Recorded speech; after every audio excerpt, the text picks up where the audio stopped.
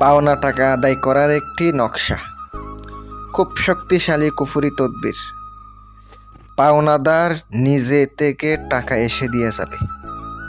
আজ এমন একটি অত্যন্ত শক্তিশালী নকশা নিয়ে আপনাদের সামনে হাজির হলাম বিয়াস।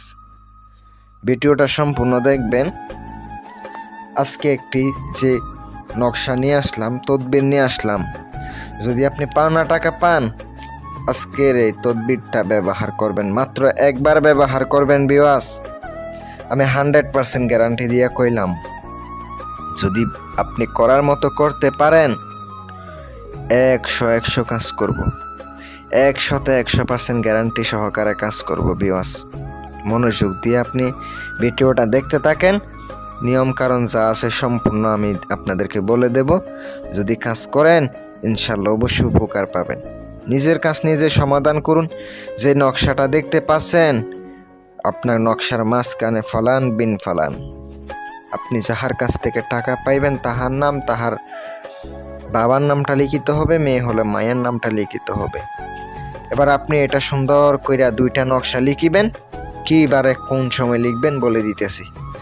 আপনি যাহার কাছ থেকে টাকা পাইবেন ওই ব্যক্তির আপনার নাম সংগ্রহ করা লাগবে, বাবার নাম সংগ্রহ করা লাগবে, আরবিতে লিখবেন নকশা। অবশ্যই নামগুলো আরবিতে লিখিবেন। নকশা ক্লিয়ার ভাবে দিয়ে দিছি, কোনো ভুল নাই নকশাতে। আপনার নকশা লিখা শেষ। এবার আপনি নকশা শনিবার অথবা মঙ্গলবারের দিন আপনি জোহরের নামাজের পরে লিখতে পারেন নকশা লিখা শেষ। এবার নকশা সুন্দর করে আপনি দুইটা নকশা লিখে নকশা জাগ্রত কইরা, আপনাকে অবশ্যই নকশা জাগ্রত করতে হইব। সহজে তো নকশা জাগ্রত করা যায় এমনও না। নকশা জাগ্রত কইরা কাজ করলে 100 কাজ করব।